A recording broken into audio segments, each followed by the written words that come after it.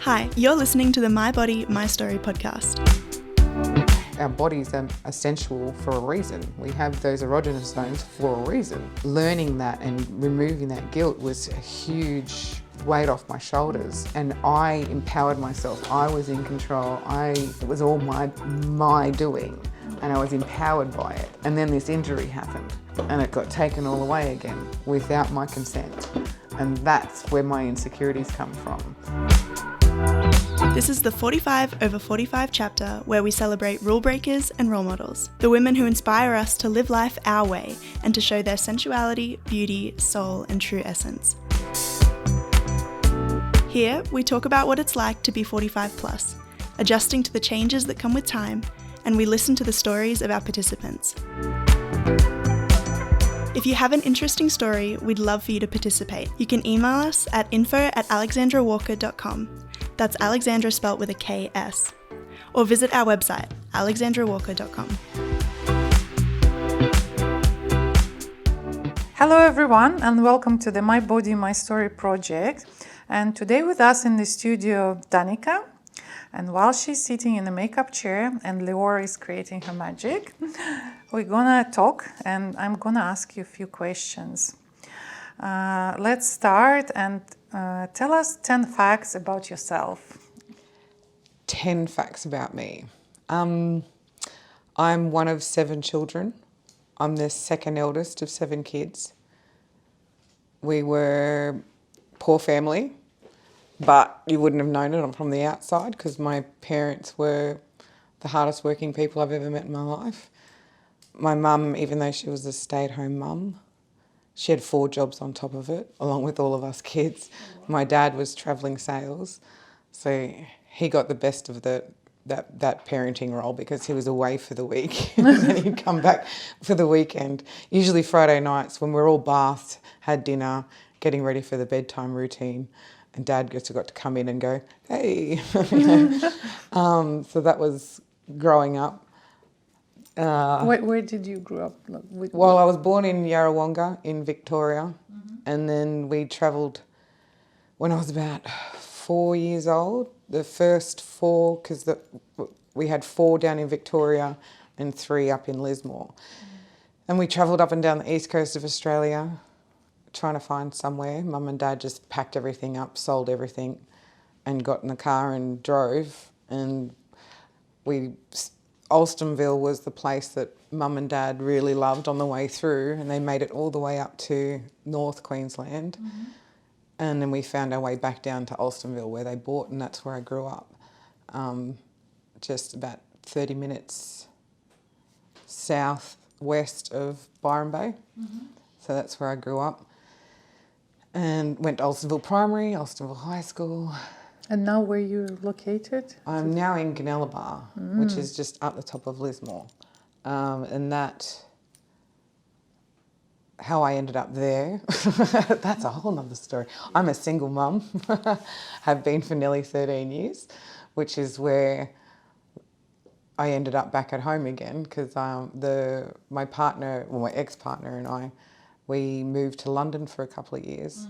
And we travelled around Europe, and then we first started trying for kids, but because I'd been on the pill for as long as I was over 10 years on one of the highest doses, when we spoke to the doctor about, planning to have children, he goes, look, it's probably going to be like 18 months, 2 years, because your body has been on this contraception for so long for it to be actually probably fertile.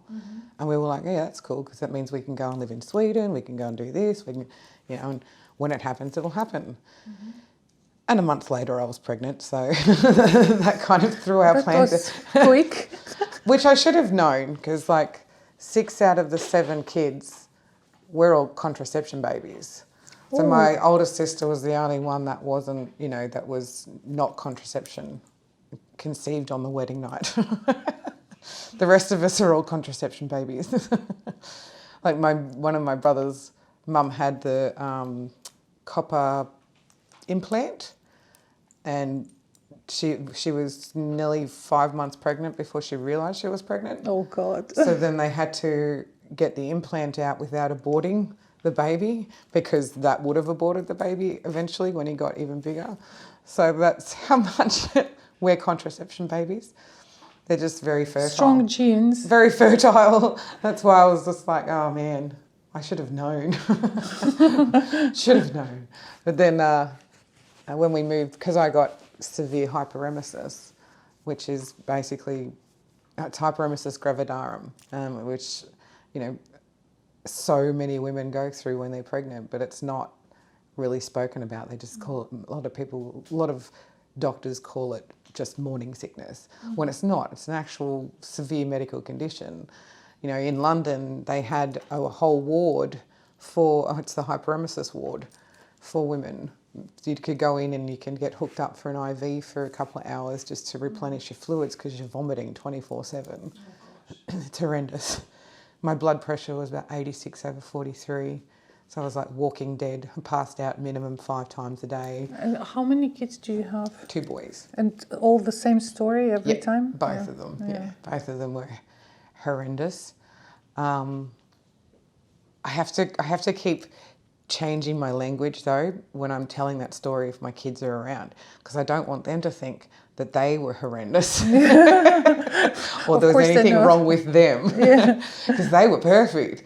They were huge. That's the whole point. That's what hyperemesis is. They've linked it to the pregnancy hormone.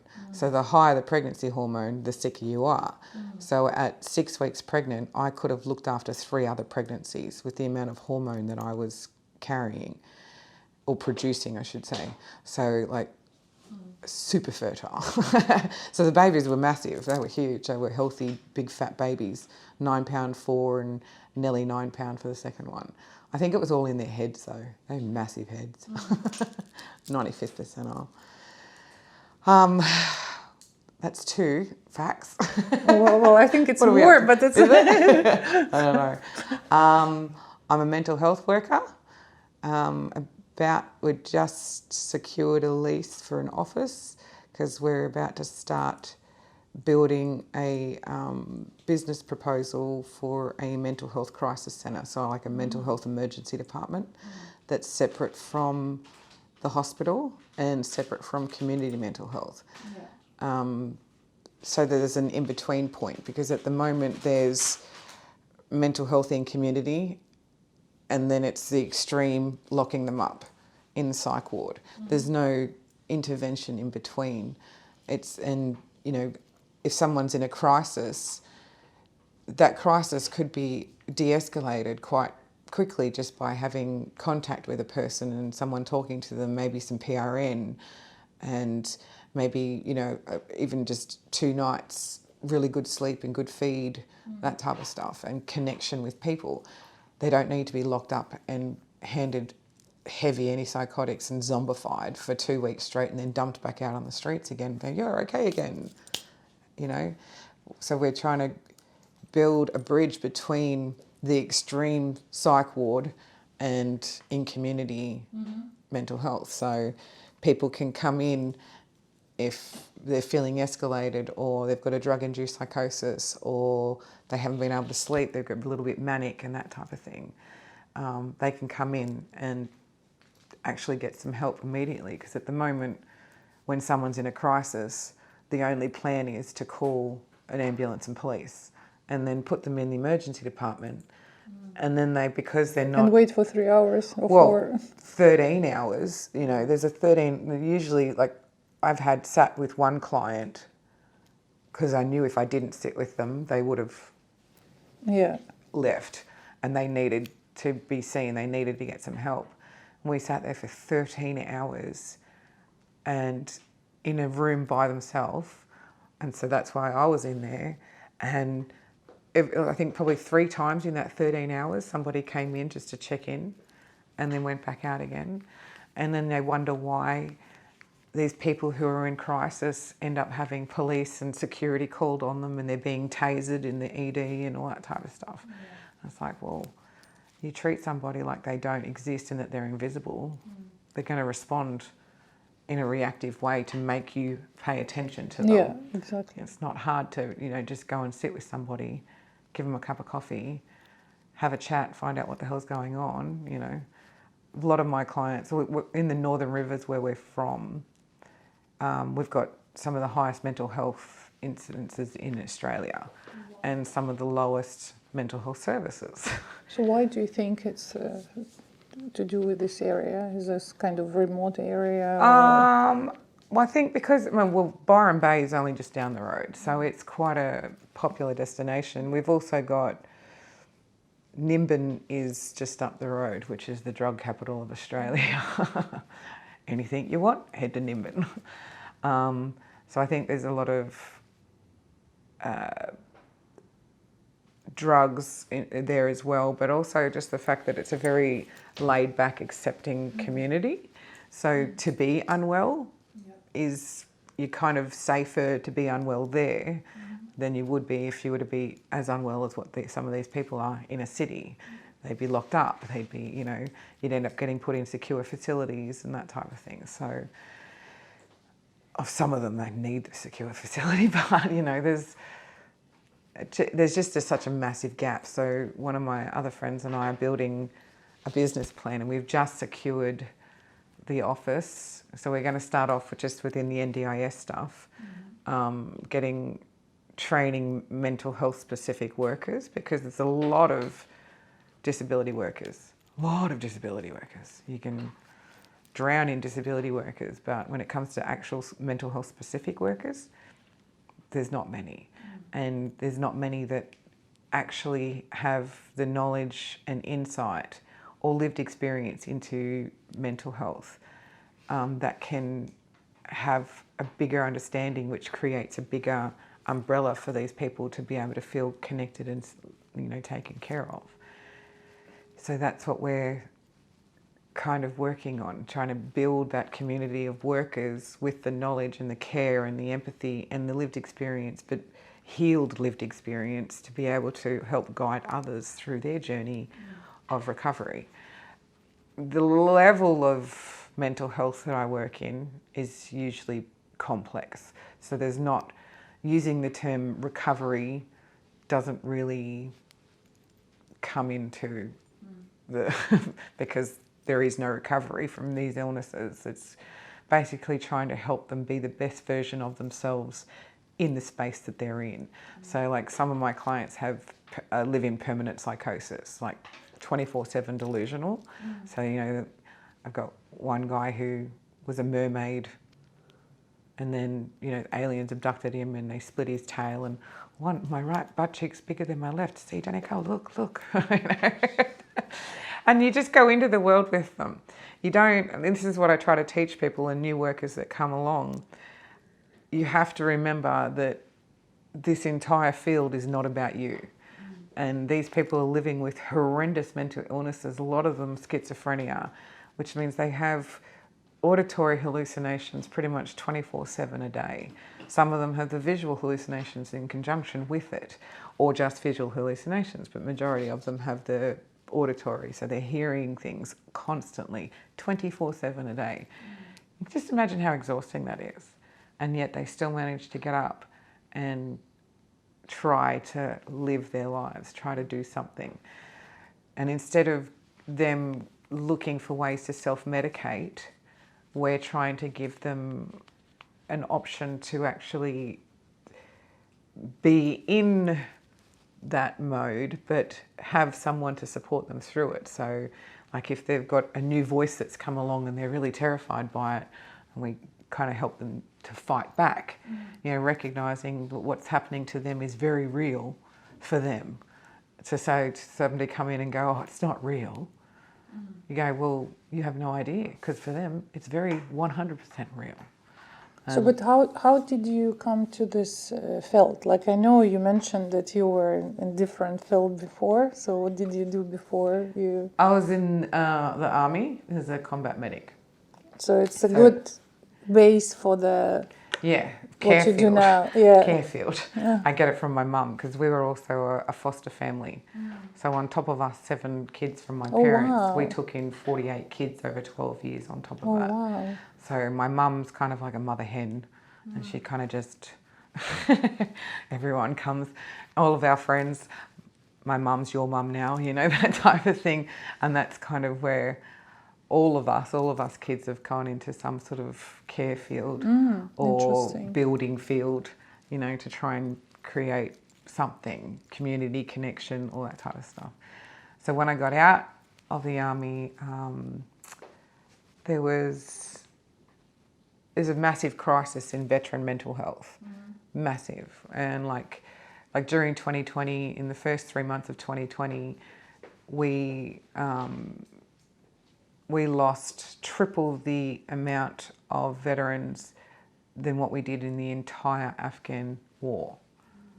So in the 20 years we were at war, just in the first 3 months of 2020, we lost triple that amount in 3 months to suicide from PTSD. So it's only just starting to get recognised as a disability, and there's still, though, the treatment for it is medication, and so then they're just still left on their own. There's still no connection, there's still no bridge there for them.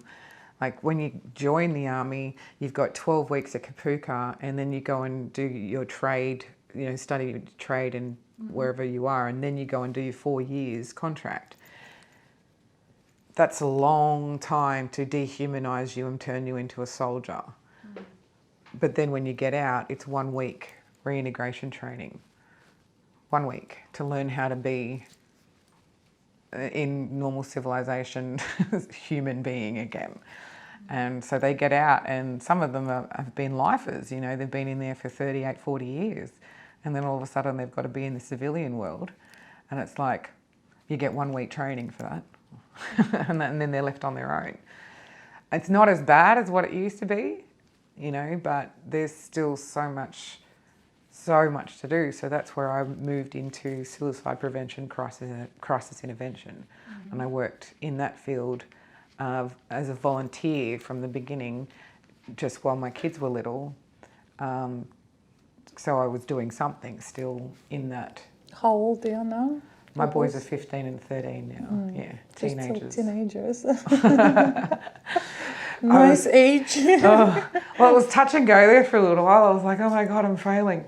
This is so hard, you know, because their dad isn't around. He probably sees them maximum 4 times a year.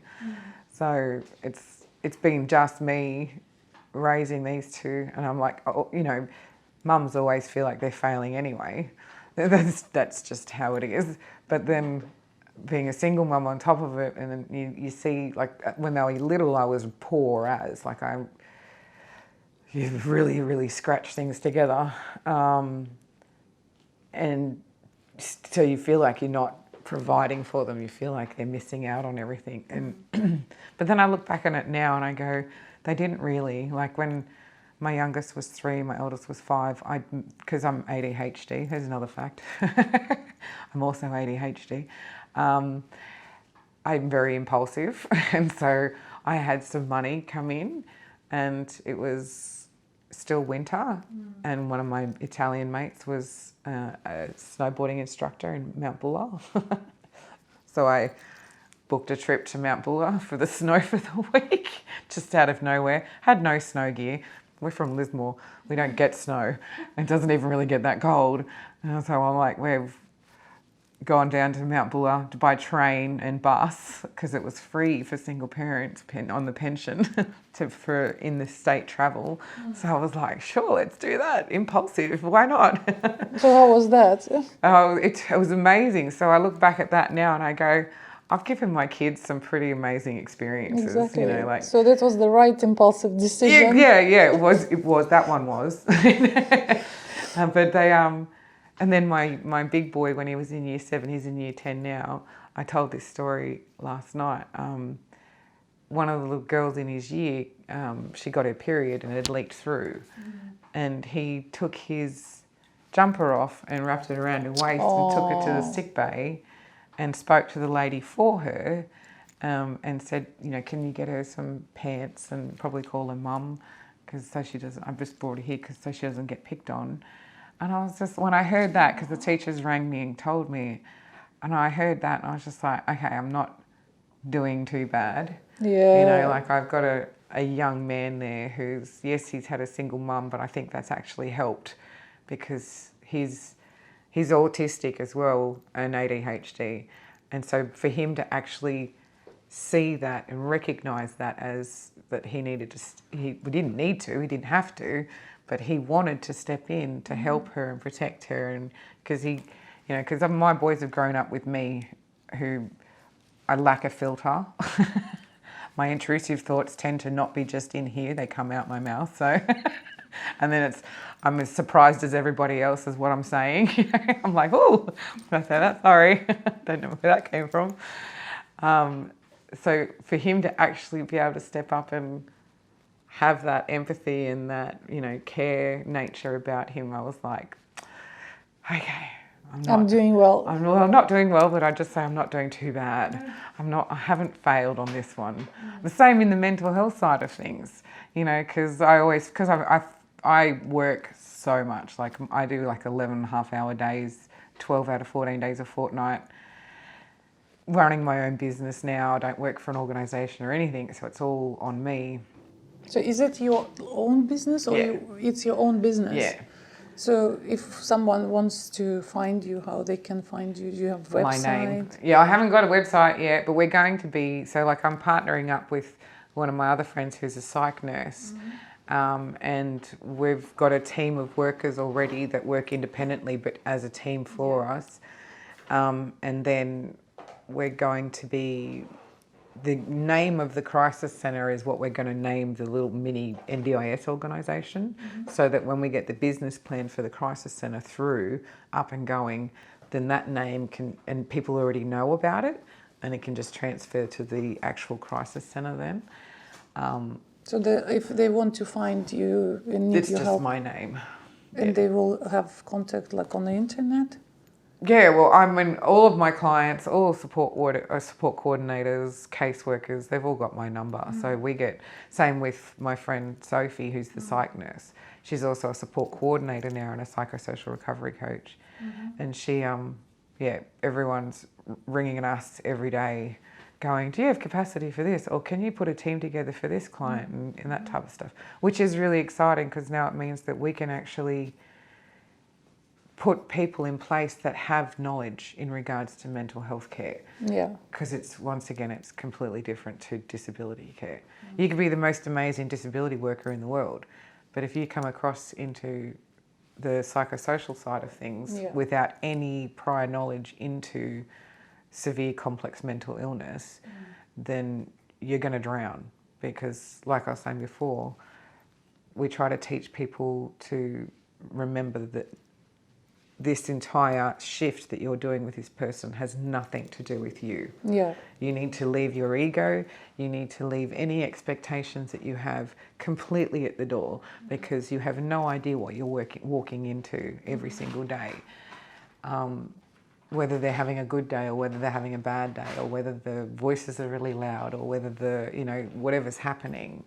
Because some of them have dual diagnoses, so they've got comorbidities, and then there's addiction, so self-medication, all that type of stuff on top of it. So you can't come in with any expectations. And if you had a win the day before, you can't come in expecting them to do that win ever again, It's just enjoy the win for what it is in that moment. One day at a time. Well, one moment at a time with mental health, because it can change so quickly. You can be 1 minute you'll be laughing your ass off with them and having a great old time, and the next minute they're screaming at the sky, and getting quite violent, verbally violent and that type of stuff. So you've got to take each moment as it comes.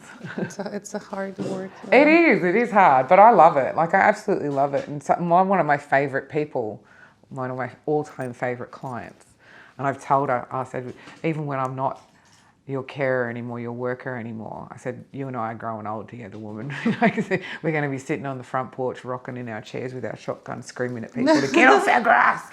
And she's so, I'm actually now also, that's the other thing is, that's why this project was something that's jumped out to me, because I do a lot of work in regards to women's mental health and getting recognition within the medical industry in changing diagnostic tools that they use, because there's a lot of women that have been diagnosed with some pretty heavy mental illnesses and living in completely awful situations medication-wise. They're on antipsychotics when actually it's a hormonal imbalance.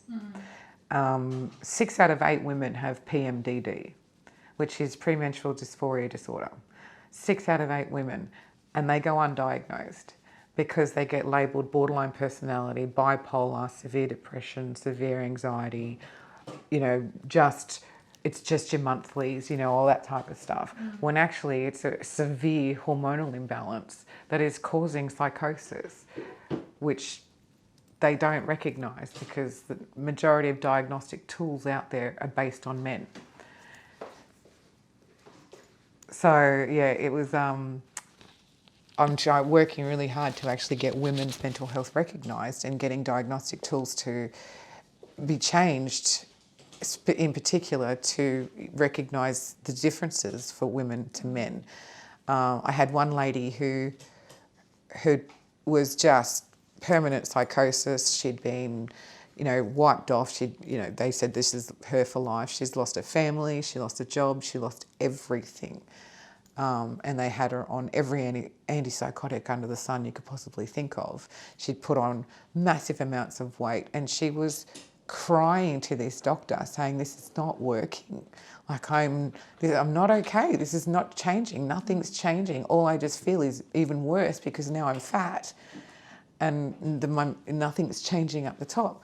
And he wouldn't listen to her. He was just going to add another antipsychotic to it until I actually screamed at him. Not very professional. I tend to run by my emotions a bit much when it comes to that type of thing because of my passion towards it. And I stood up in that room and I said, you need to shut up and start listening to what she's saying to you. She is telling you that this isn't working. So you need to go back to ground zero and you need to start again. And you need to start doing, all the blood tests, get everything sorted out and get to the bottom of what the hell's happening here. He wouldn't listen.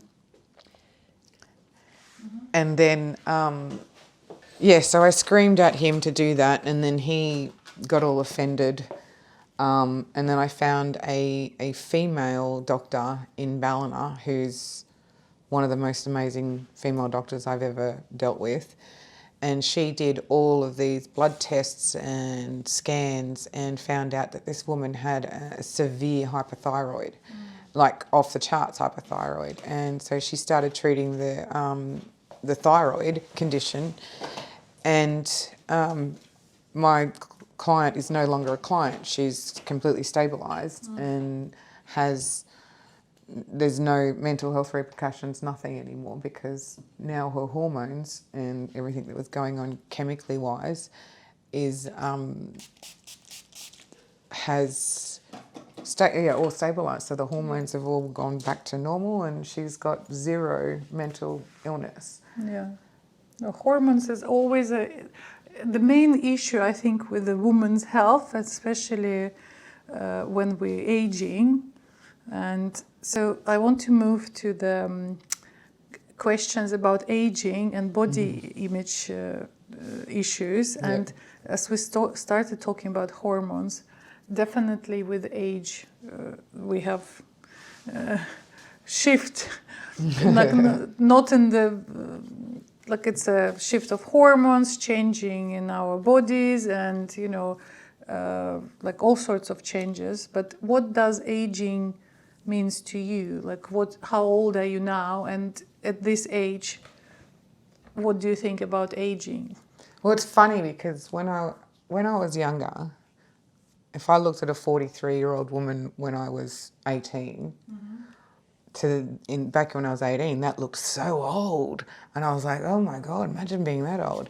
And now I am 43 and I don't feel like I look like I thought 43 would look like. Yeah. Or feel like. Not that old. No, like it's really not old at all. Like I still feel like mentally, I still feel like I'm, in my 20s type thing.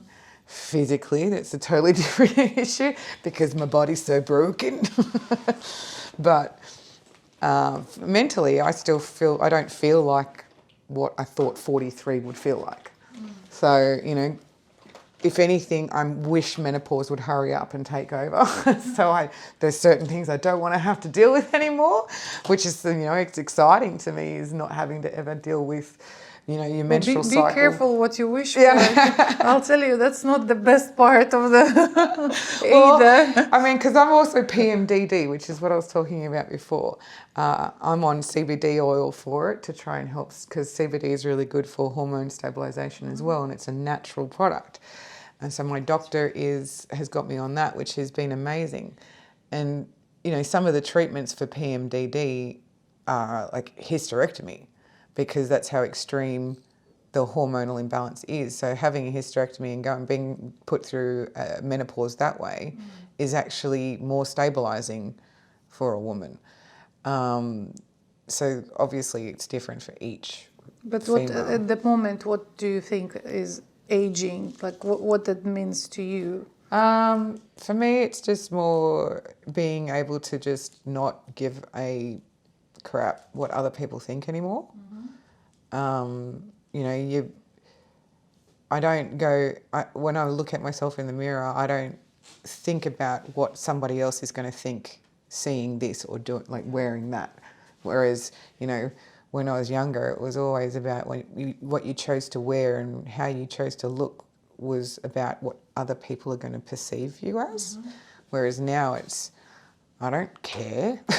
Like it's a real freedom. I feel aging is quite freeing. Being able to just be whoever the hell you want to be and do whatever the hell you want to do. And if anybody thinks they have the right to have an opinion or anything about what it is that you're doing, you just don't care. Like, you just go, sorry, Yeah. that's a you problem. Yeah. It's got nothing to do with me. So that's kind of where I'm at. That's what aging is for me. Obviously my insecurities, they're not coming from aging. Like the reason why I'm doing this project isn't coming from because I'm getting old. It's because of the physical issues that I have, you know, not working within the body anymore, and learning how to embrace myself again, because it's taken a long time to be empowered by just being me, and then to have what happened happen and have that taken away again. It's regaining that power and control of myself again, and confidence in my body, and being grateful to my body for what it has been through to still be here. So you mentioned that you had injury that limited your mobility, and that's what you're talking about, right? Yes, so I got injured at work. The organisation I did work for, they were terrible with paperwork and terrible with everything in general. And they put me on with a brand new client, and who turns out that she was just straight disability. She was in a wheelchair. And I turn up and the mother leaves, and I'm left with this woman who's not mental health at all, and she's in full sound of mind. I had to lift her in and out of the wheelchair all day, every day, all day for the entire day, in and out, shower, toilet, all that type of stuff, with no lifter.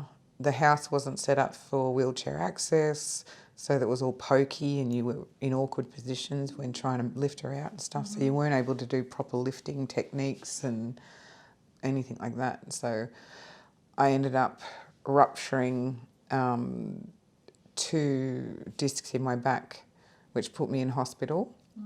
11:30 that night, I called the paramedics, and they came out, but they couldn't give me anything, being a single mum, and it was so late, because if they gave me any pain relief, I'd have to go to hospital, and they couldn't take the kids with them because there was nobody who looked after them, and because the medication that they were going to use was going to be quite a heavy-duty pain relief, which means I wasn't going to be responsible for my children. So I was like, okay, I'll wait until morning, and I just get through the night, then I can get the kids to school, and then I'll take myself to hospital.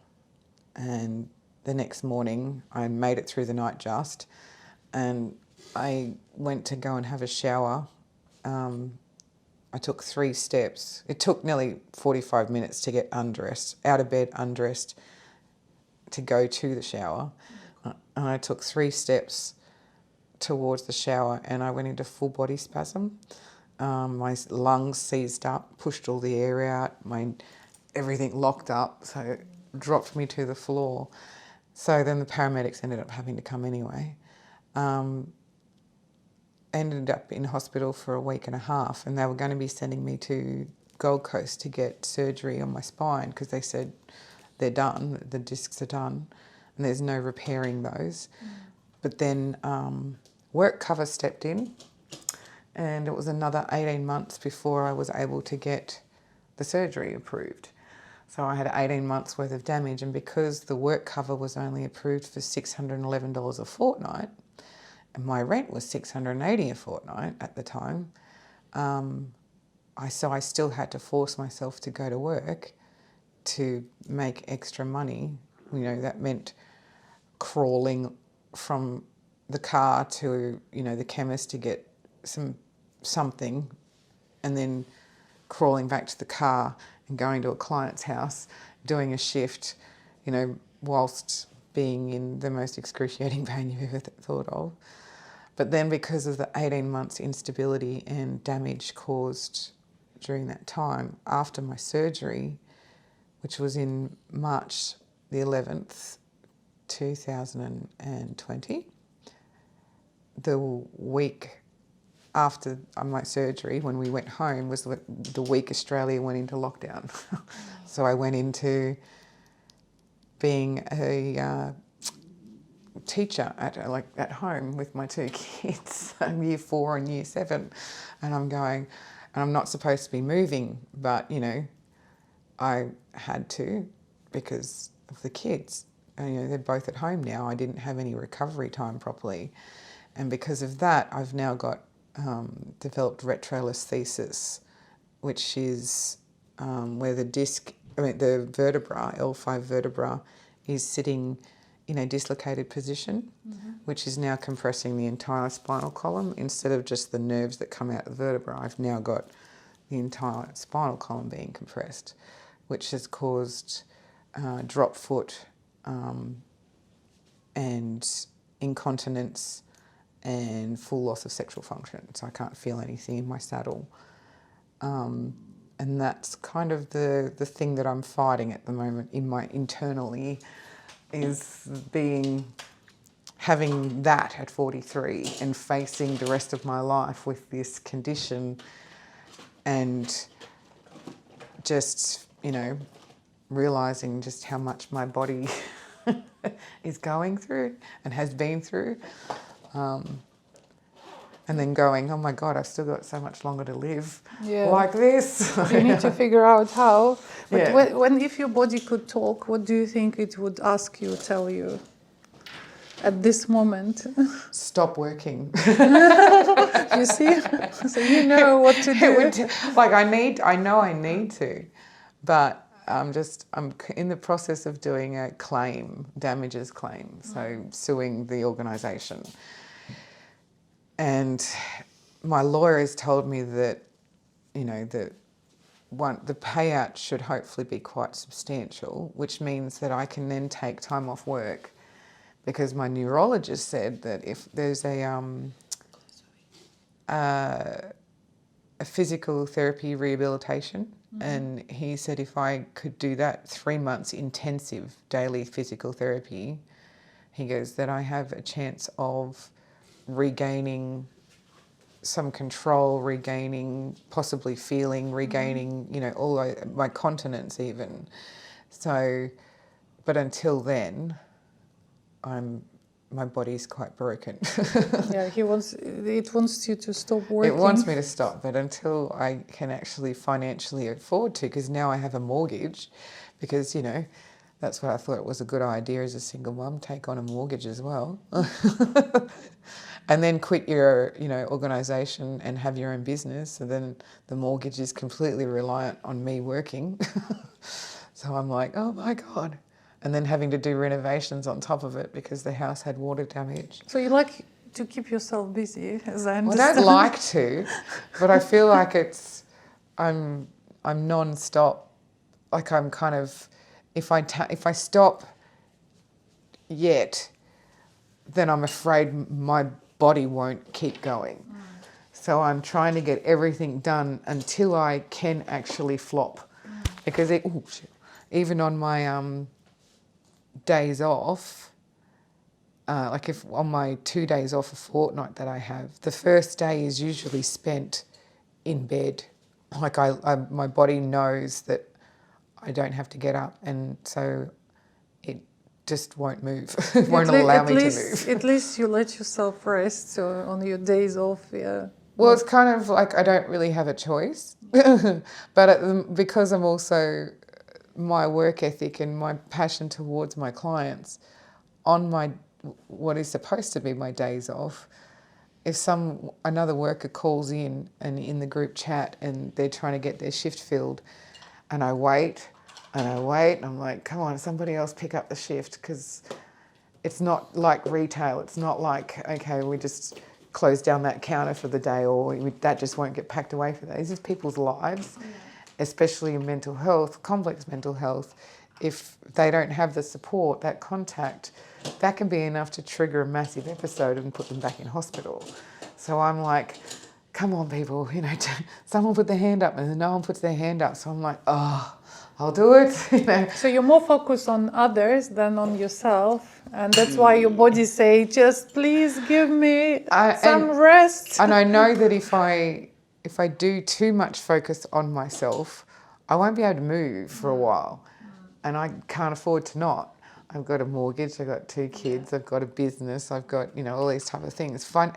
Anybody who said money can't buy happiness clearly hasn't been broke in their life, because having money and being comfortable with money will make a huge freaking difference in, being able to actually... It gives you a comfortable life, yeah. A freedom to be able to go, hey, I'm feeling like crap at the moment. I need to take care of myself. I'm going to go away to a retreat for 4 days. I can't do that. I don't have that option. It's like even when my kid's sick, I don't have... Like I'm lucky my brother is here at the moment, and my parents have been phenomenal in helping me raise my children. But I'm one of the lucky single mums that have an amazing family and amazing friends. So my best friend who's here with me today... Who came to support you today? Who's my support person for the day. She's been a pivotal reason as why I'm actually in the position that I'm in now. Because when my injury happened... Like I said, I was only getting $611 a fortnight, and my rent was $680. So she financially propped me and the boys up for 3 years. And just, like Christmas time, I had zero money. And so she would just transfer, $2,000 in my account. And that way I was able to be Santa Claus for the kids. And managed to give them a childhood still, even though I was in such a terrible way. So like Casey and her husband Gary have been pivotal in me being able to achieve my dream in my career and my field and what we're building for the community and, that type of stuff. Without her, without a village, like my family and my close friends, I wouldn't be where I am today to be able to do what I'm doing. I wouldn't have made it through with this injury, to be honest. I wouldn't have made it through. It's amazing to have friends like that. And that's the other thing as a woman, because I never fitted in when I was little, when I was younger. I always was on the outside looking in. I never really had a good group of girlfriends. I was always... Like I could bounce from group to group to group to group to group and not actually really fit in with anybody. But I also didn't want to, because I found that being around a group of girls was just awful. Like there was so much bitching and competition, and that's the other thing about, with like you asked about what do I think about aging? Well, it's now, you know, not seeing women as competition. I see them as amazing, beautiful, freaking hardcore creatures that we should be lifting each other's, you know, strengths. There's that woman walking down the street with the most longest, beautiful legs, looks like a supermodel, and instead of going, oh, it's all fake, like a lot of women turn around and do, or you stupid bitch or something like that, look at her and go, holy shit, you're stunning, and actually telling her, you know, just little things like that and lifting up. Like I go out of my way when I see, especially when I see a pregnant woman who just looks like she's ready to just curl up and disappear forever, and telling her how incredibly gorgeous she looks right now. You know, like that you're carrying beautifully, even if I know she looks absolutely exhausted, but actually going out of my way to tell her, you know, you look stunning. Like you just, you know, that dress looks so incredibly amazing on you, or your eyes look absolutely popping right now. Because when I was pregnant with my second, and I was crook as a dog with hyperemesis, that was horrendous. I came out of the change rooms because my big boy was only a toddler. We're at the supermarket, and this woman comes up to me, and I was wearing this strapless dress. It was a beautiful dress, but I was massive and I felt like death. And she just came up to me and she put her hand on my arm and she goes, I just need to tell you, you look absolutely glowing and beautiful right now. And the poor woman, I'm pretty sure she wasn't expecting this response, but I just turned into a blubbering snot mess, just going, oh my God, thank you so much. You know, I fell apart in the middle of the shopping centre, and, you know, I was just That's like, what you needed at the time. and that's the thing, and so that's a big part of why I am who I am and what I do, and why aging for me is actually something that I'm really embracing, is because I look at, be that person you needed when you were going through something, and that's how I live my life, and that's how I treat myself. I try to be to myself what I needed back in before I didn't know better. Yeah. Whereas mentally now and mental health wise, I know better now. So I try to treat myself the way I needed to treat myself back then, but I do it now. But if you could go back then, at what age would you go and why? And what advice would you give yourself? Look, I think I'd go back to being actually a teenager. Because I was raped when I was 14, which sent me on a path of destruction. And everyone goes, if you could go back and change something, would you change that? And I actually wouldn't, even though it's completely traumatic and I wish I could be who I was without that trauma. But I wouldn't be who I am today, and I wouldn't be able to support the people that I support the way I do today without having that lived experience. But I'd go back there then and actually tell to that age and to help myself through, you know, like reaching out, talking to people, tell somebody, you know, because it wasn't until 28 when it first came out, like so many other women, which is why when the Me Too movement happened, I was like, you know, there was a lot of people coming on going, oh, well, if it, you know, they're only speaking up now after 20 years, then obviously it didn't happen. They're just attention seeking. And I'm like, you have no freaking clue what you're talking about. Like, the Me Too movement was phenomenal in regards to being able to give people a voice for the first time in their life, give their trauma a voice, because trauma needs to be spoken about, and you need to open that wound up so you can clean it out so that it can scab over and heal into a scar, so it's no longer infecting your life.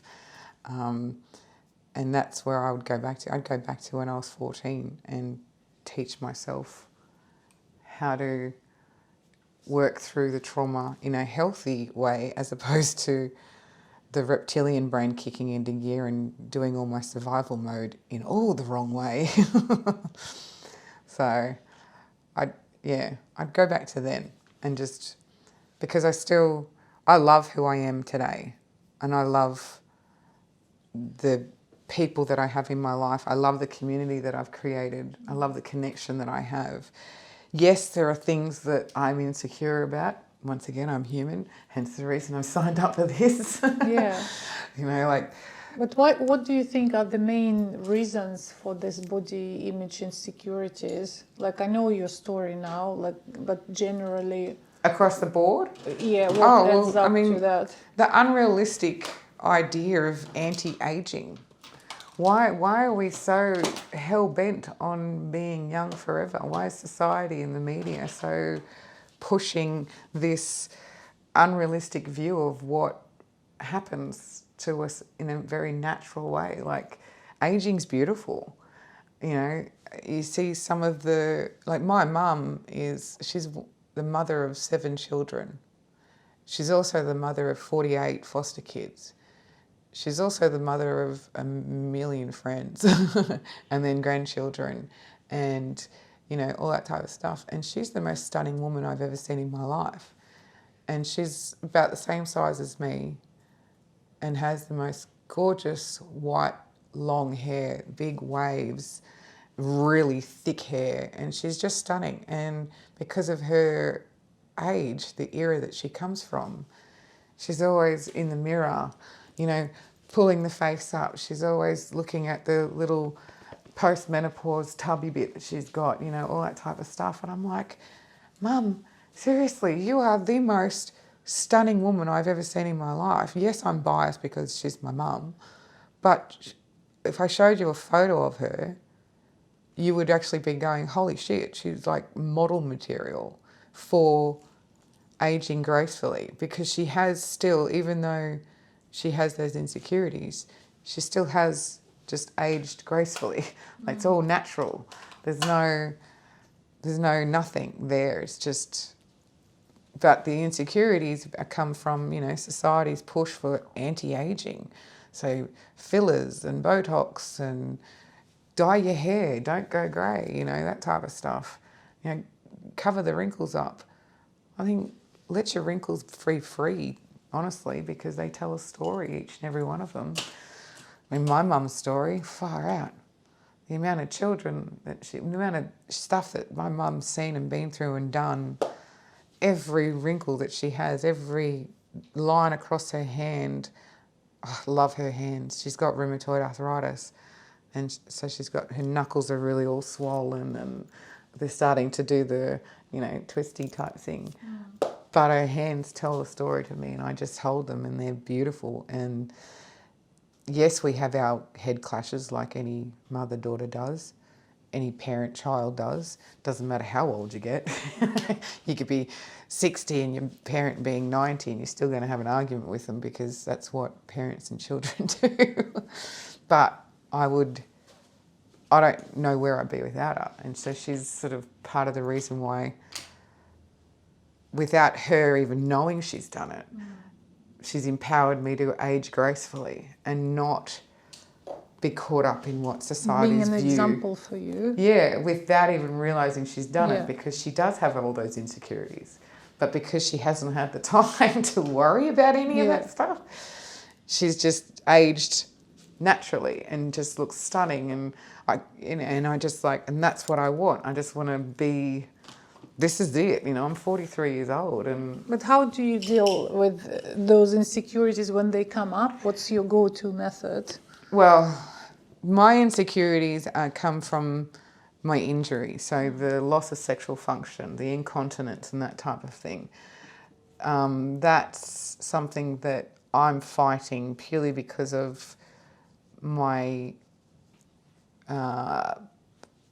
like I told you earlier, when it first came out, after I was 28 that I was raped, and I did this amazing 18-week course from Heartfelt House, most amazing women, and I highly recommend everybody, in any female or male, because now they have male groups that have been through sexual trauma, to contact a centre like that. That started my healing journey and taught me how to be eventually sexually empowered. I learnt how to orgasm. I learned how to masturbate. I learned how to not feel shame from sex, you know, all that type of stuff. And that was incredibly empowering to remove that stigma, which even without the trauma that I went through, there is still that stigma for women anyway. To, you know, you carry this guilt regardless of whether or not you've been through a trauma or not from enjoying sex, because women aren't supposed to do that because that makes you a slut. But it's not that way at all. Like, our bodies are sensual for a reason. We have those erogenous zones for a reason. And so learning that and removing that guilt was a huge weight off my shoulders. And I empowered myself. I was in control. You know, it was all my doing, and I was empowered by it. And then this injury happened, and it got taken all away again without my consent. And that's where my insecurities come from. It's that learning how to, even though I love being single, and I probably never want to be in a relationship ever again because I'm like super independent now. I also have that, on the other hand, I go, what would be the point of dating? Because I'm useless in the bed department. Like, there's nothing there. And because there's nothing there, I don't have a libido either. So I'm, you know. But the relationship is not only about the No, bed. I know, but there's not even a want. It's kind of almost to the point, and I think that's a part of the psychological block that I have from this injury, is that it makes, like, that guilt and that shame's come back again. So even if I was to be with somebody, I'm scared of how that's going to make me feel. So I'm also not allowing myself to go into the dating world because of what if it brings back up all that shame and all that, you know, because I can't feel it. So what am I, a blow-up doll type thing? What surprises me is that why we women always think that dating it's equal having sexual relationship, you know, like Exactly. at some point of life, okay, getting old, it's not like, it's also reducing your libido anyway, like either it's injury 100%. or not.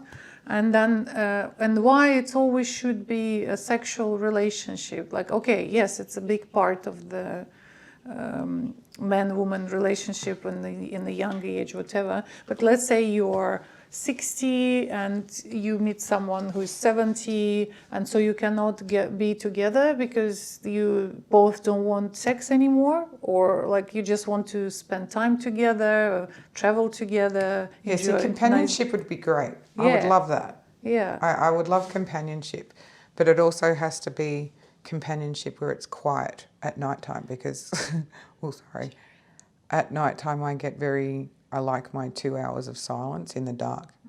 So I'm also, you know, very protective of that space. So if I have a partner, they need to not talk for 2 hours at nighttime. So I can sit in the dark in the silence for a little while, just until, because my brain won't stop.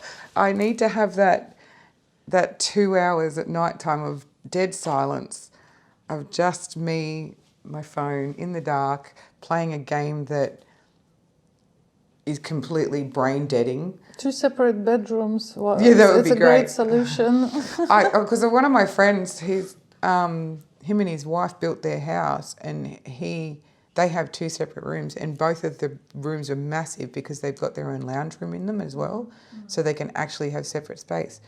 Years ago, I was like, my God, what kind of weird-ass relationship is that? And now you get it. And now I look at it and I'm like, oh, that sounds phenomenal. Yeah. Having my own space all the time. But yeah, because if I don't do that 2 hours at night time of complete and utter silence and get my brain completely dead before putting my head on the pillow, I will then, once I get my head on the pillow, if I'm not brain dead by the time I do that, my brain will click into gear and I'll go like stupid questions like, do penguins have knees? You know, like this is what my brain does. Curiosity. This is what my brain does at night time. So unless I'm completely dead brain dead, I'm you know, my brain's going to kick into gear and start asking stupid questions, which, mind you, they do have knees. I looked it up. You see, you learned something new from your... From my ADHD brain. Yeah. Yeah. Because I'm trying to take care of my mental health naturally as well. So my doctor's got me on CBD oil in the morning and CBD THC at nighttime, which for the whole body experience, so pain relief, the works, it's been phenomenal. But in regards to the hormonal side of things, because CBD and THC also has a hormonal response, so it helps stabilises the hormones and everything.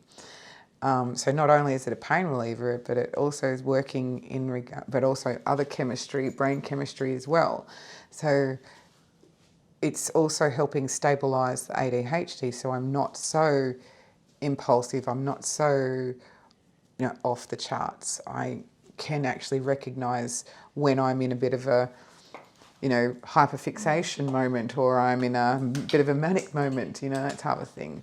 And so I can recognise it, and I can actually put in place tools to manage those symptoms without having to take all of that hardcore medication like dexamphetamines or Duromine or, you know, all those types of Ritalin. I don't want to have to, I'm already on enough medication because I've developed this new condition where my layman term for it is called being allergic to living. The name for it is chronic spontaneous urticaria with angioedema phenotype, which means I'm allergic to anything, everything, and nothing at all.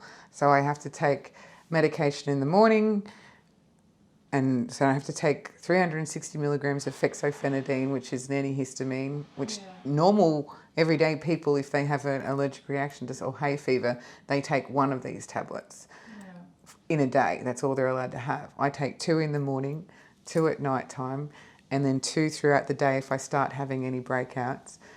And then I have a nighttime medication, so I have a morning medication on top of that antihistamine, which is an immunosuppressant one, and I have another one that's also another immunosuppressant one that I have to take at night time, and then once a month I have to inject my belly, two injections in my belly, just to stop me from going into anaphylaxis from waking up, you know, because that was the last time we ended up in hospital with anaphylaxis was about about 9 months ago, and I woke up. And 45 minutes later, I was in hospital with anaphylaxis. And they had to hit me with 3 hits of adrenaline, which now I have to carry 2 EpiPens around in my bag because they said one's not going to be enough if I'm away from hospital. 1 EpiPen isn't going to be enough to get me to hospital. So definitely your body is trying to tell you, like, stop, give me a break. And you keep going and going.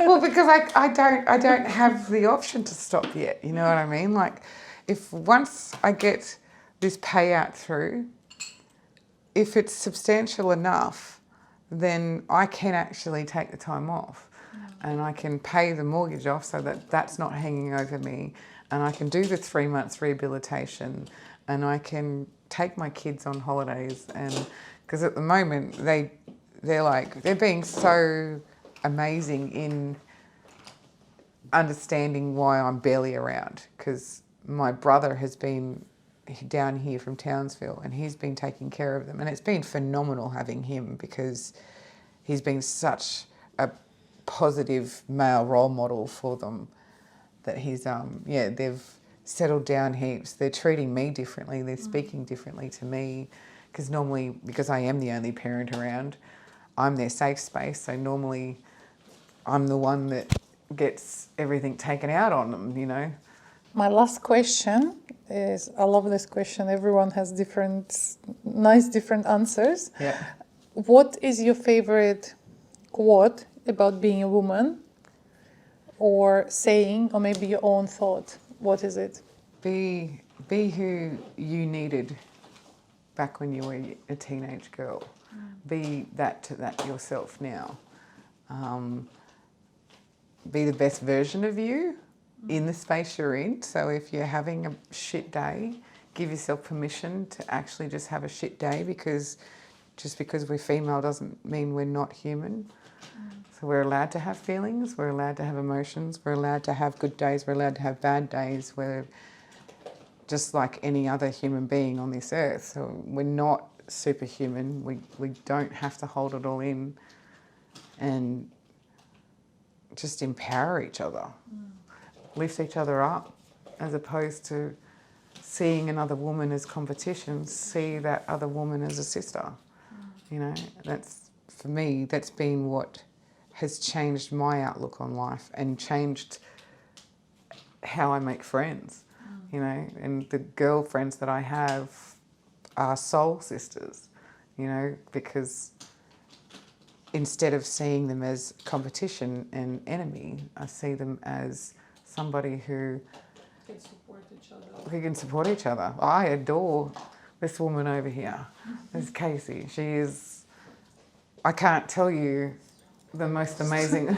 She's whispering, stop! But she's the most amazing woman I've ever met in my entire life, and everything she's been through in her life, and still having the care and the love and the adoration and just being who she is. Like, she's, I hope you cry. What a great finale for our interview.